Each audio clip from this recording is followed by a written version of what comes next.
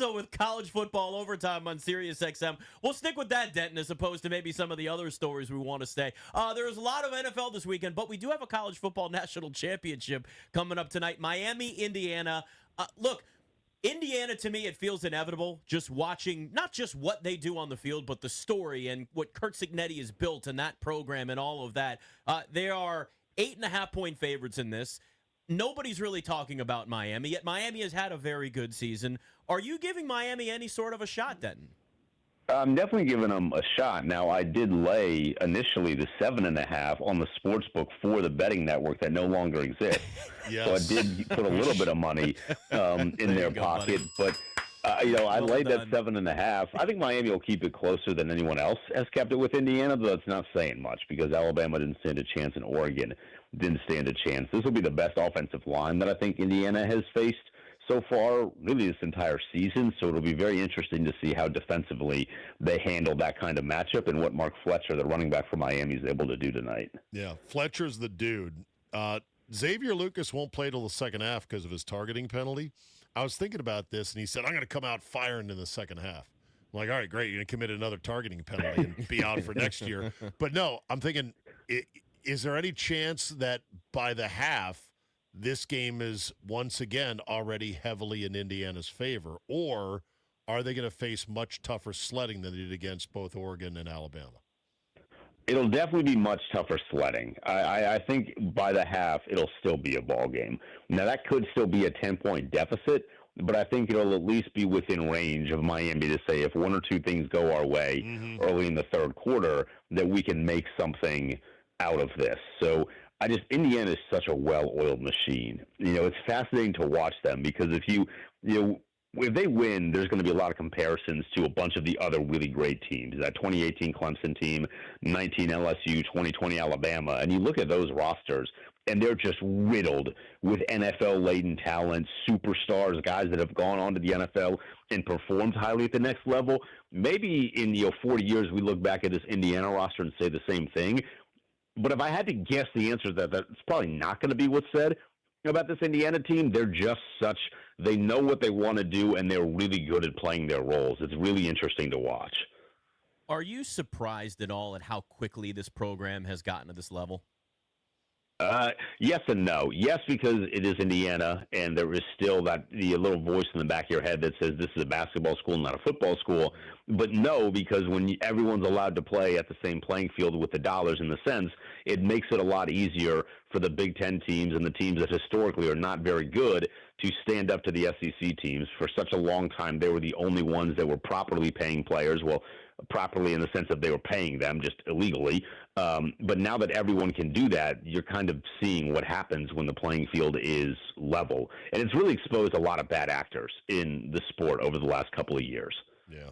I know the game's tonight, Denton. We're supposed to talk about the game, but it's too hard to avoid talking about the sport in general.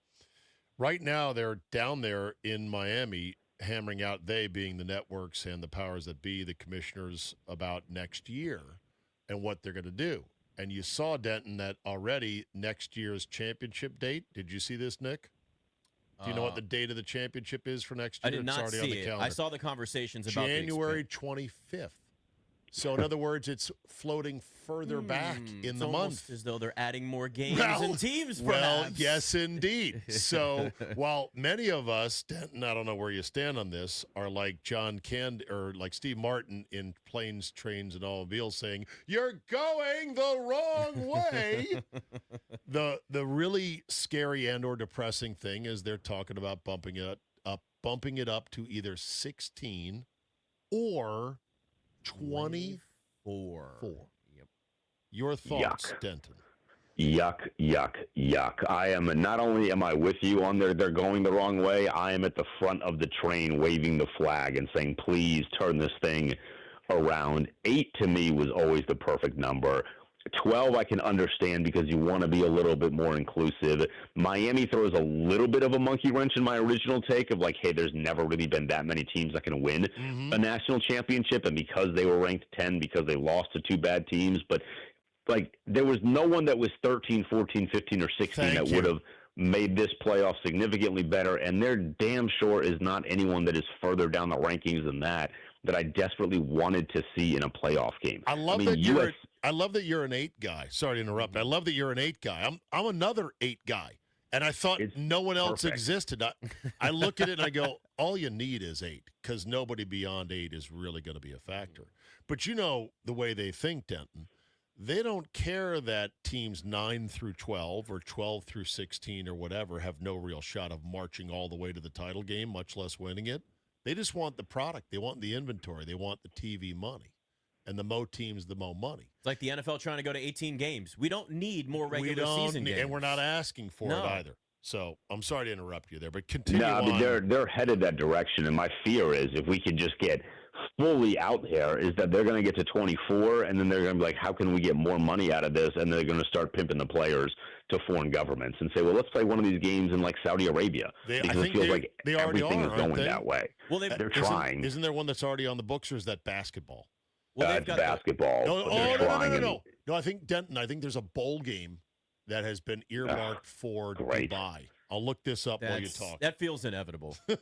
Yeah, I mean, it's really unfortunate because, again, like 8 is the perfect model. Like if we actually just wanted to, hey, who is the best team? We're not going to do any auto bids. We're just going to find the 8 best teams, and we're going to throw them together, play a couple games at home, and then decide the champion from there. But you're right, because networks are going to say, well, if you give us more games, there'll be more dollars and cents for us, which will then be dollars and cents for you.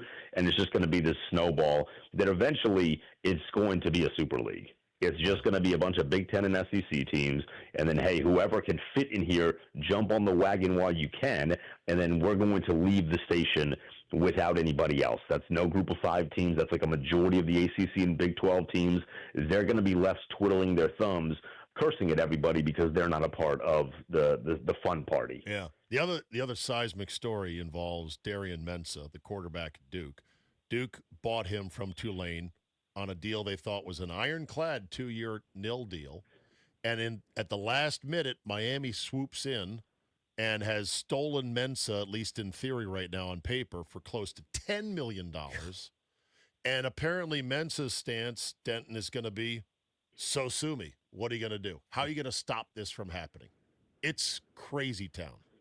It is, and I can't believe Duke did not see this coming. If you home wreck a relationship, right? Why would you think that person that you just home wrecked with is not going to home wreck your relationship? That's right. And they're just going to leave for more money. They should have seen this coming a mile away. And for whatever reason, the big brains over there at Duke, Harvard of the South, right? They just didn't see this one coming. No. I can't believe it. Never marry your mistress. Yes. Home wreckers will keep wrecking homes. Wake up, playa. It's a rule as old as time. His rule as old as time. Talking to Denton Day here, Steve Czaban, Nick Ashooh in for the Junkies. By the way, I still love college football. I'm excited for tonight's game. I'm super excited, Denton, for the coaches' room, which finally makes its way back.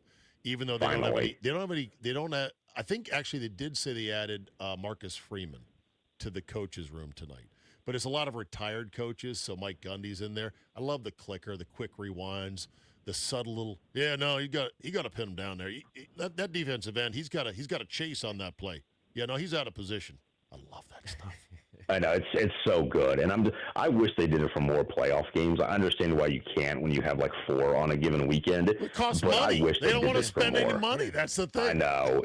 They have all this money. We know they have all this money, and then they're like, we're not going to spend it. We're not going to spend any more money. You know, they were showing highlights a second ago here on ESPN of LSU playing Clemson and going back to that year, and that LSU team obviously the LSU super team. God, they were so good, and there was just so much talent. But you look at this college football playoff, Denton, and one of the big things that stood out to me is there's been more parity and like a lack of a true villain with Alabama or Georgia getting knocked out when they did. And again, that can happen every year. Only one team wins, only 2 teams play in the national championship. But are we at a point now in college football where because of all the NIL and the transfer portal that this is kind of how it's going to look moving forward, where there is a much more smoothed out playing field? Yeah, and maybe it'll balance out to where the SEC teams figure it out a little bit as to why they haven't been in a championship game in 3 years. But more likely than not, this is what we're going to get. Now, that's not to say that every single year a team that was in the dumps is going to surge up to the top and become what effectively is going to be a dynasty, because I can't imagine that Cignetti's going to go anywhere anytime soon, and this Indiana program is going to collapse. He's kind of like the new Bobby Bowden of the era, if you will. But yeah, you're going to see a lot more teams that you're not used to seeing. But at least we have a villain now. With the stuff that Lane Kiffin did, he now becomes the villain. You have someone you can root against, and he happens to coach at a program that theoretically, if they get it right, they will be in these conversations for years to come. Now, I say that saying, Brian Kelly never got them there, but Lane Kiffin has all the resources too, so at least you'll have a villain in the sport moving forward. The U is back, even though Cristobal doesn't want to say that. If they win tonight, they're so back.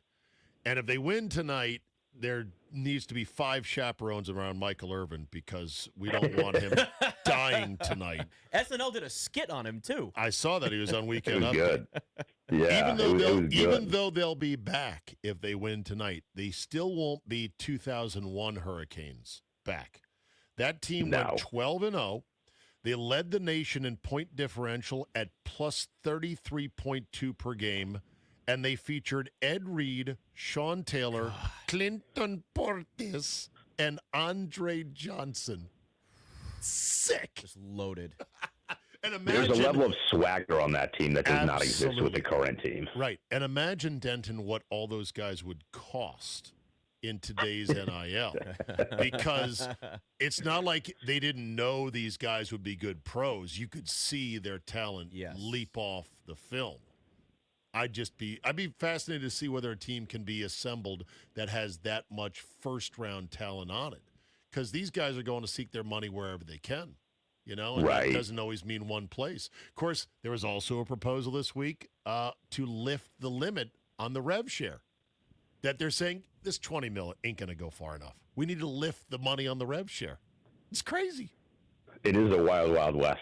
Yeah. So you might as well enjoy it while you can. Once the game kicks off, we'll be fine. But man, it's crazy to see how quickly this is moving. And the alarming thing is how quickly it's moving. Like if they were making these decisions in 5-year, 10-year intervals, you'd feel a little bit more comfortable because it'd feel like it's more thought out. But we played 2 12-team playoffs, and they're like, hey, how about 16? Hey, how about 24? It's insane. What's your favorite shot in the television broadcast? Is it Surrender Cobra? Is it Mom and Dad cam? Is it cheerleader with cheek tattoo sad cam? Because I love the pageantry of the TV production of these big college games. Surrender Cobra. It is the cheerleader sad cam. There's something about that where they're like, I'm like, did they even see the play? I have no idea. I just know that they're sad. They got that little pasty tattoo, or not the tattoo, but the cheek sticker of the logo of their team, and they're just like devastated. My team is losing. Girl, you're 19, your daddy's got a hedge fund, and you have had no hardship in your life. Tonight's game where your football team is losing is your only hardship you've ever had. Stop it already. All right, Indiana, Miami tonight for the national Denton championship. Day like? Denton? Oh, yeah. I got Indiana. I think Indiana wins, and I think they cover the 7.5. I do, too. It's a grimy cover. It's like a 10-point cover. But it's a tough game. It's a pretty good rock fight for the first half, I'd say. But I got Indiana too. Thanks, Denton. All right, yep, see you, fellas. There he goes. SiriusXM college football overtime.